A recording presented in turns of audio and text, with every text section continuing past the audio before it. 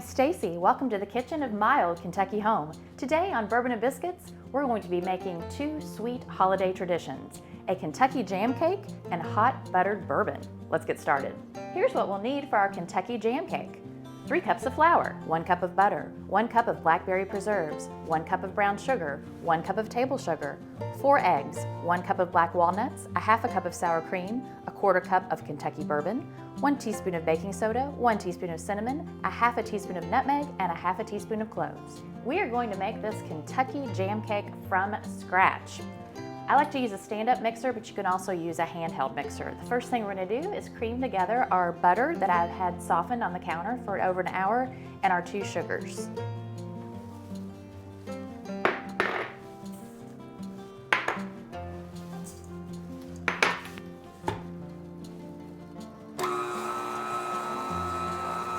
I'm going to let that get mixed up, and we're going to add our eggs, which I have already beaten. I've used 4 large eggs. I've seen a lot of recipes for 5 or 6, but I would assume those would be smaller eggs. This concoction has creamed up pretty nicely. It's kind of light and fluffy, is what we want it to be. And we're just going to add the eggs now. Give that a mix.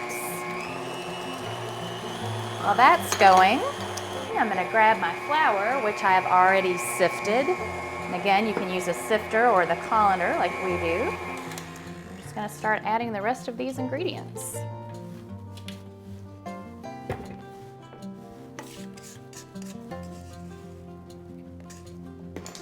This is one of my favorite holiday treats. You can eat it all year, of course, but it's great when your cousin Brenda brings it to the holiday festivities.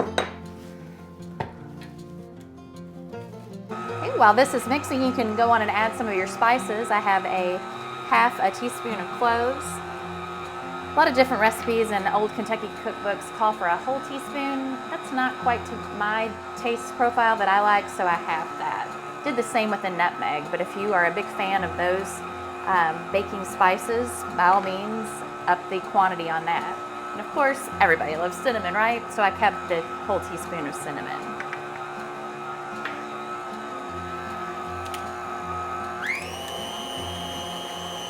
Okay, that's looking good and smelling good. All right, I think those baking spices have mixed in. So now for the good part, we're gonna take our 1/4 cup of Kentucky bourbon. I used Wild Turkey for this, the 101 proof. It's for the holidays, right? And I've got my teaspoon of baking soda, and I'm just going to pour it here in this bourbon and let that dissolve. And then we're gonna pour this whole thing right into our batter. Put that out of there. We're also gonna add our half a cup of sour cream. Buttermilk can be used for this. I would do about equal parts. To give it I even saw in a really old cookbook, sour milk. It's from the early 1900s. We're gonna give that a mix. Then our final ingredient before we just do a little stirring is gonna be adding our preserves. Now, Kentucky jam cake can be made out of any preserves. I've seen strawberry, peach, but my favorite and probably the most traditional is blackberry. So these are this 1 cup of blackberry preserves. And if I were a really good Kentucky cook, I would have been using the ones that we'd put up in the summer, but we didn't put up any preserves this summer. I'll put that on our bucket list for next summer. Okay, we're gonna mix this in. And then the final thing I'm gonna do, I've already added some flour to coat these black walnuts. This keeps them from sinking to the bottom of the cake. And once this gets mixed in, we're just gonna add these and stir these in before we put them in our cake pans. I want it all the same color, and it's starting to turn a hint of purple in this cake batter. It's really pretty. Now your preserves are still going to be, I don't know if you can see this on camera or not, you know, they're gonna sometimes be in little concentrations like that, that's quite all right. That was going to be one tasty bite.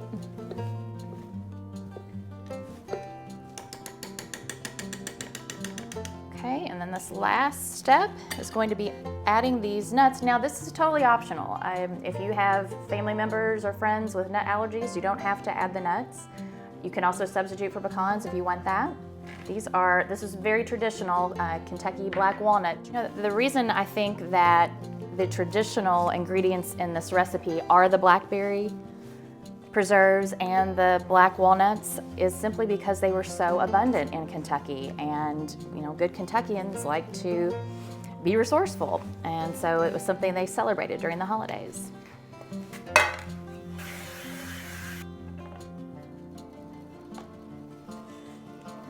All right, we have our 3 filled cake pans with this beautiful Kentucky jam cake batter, and we're gonna pop those in a 325-degree oven for 40 minutes. Okay, this kitchen smells great right now. This is one of the cake pans fresh out of the oven. While we let that cool, we're gonna whip up a caramel icing, which we will put the recipe online. You can also cheat and buy your own.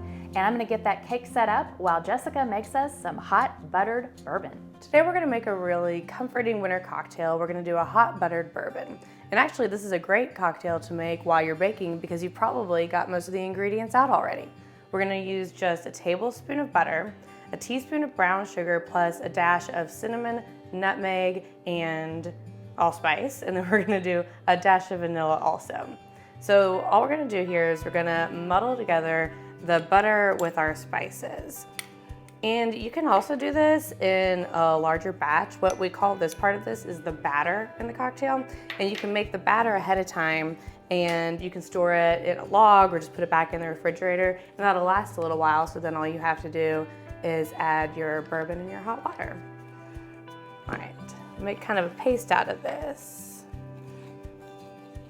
All right, so once we get all of the butter nicely incorporated with the sugar and the spices, we are just going to skip off our muddler here a little bit and then add in our bourbon. We're gonna be using today 2 ounces of Kentucky Peerless.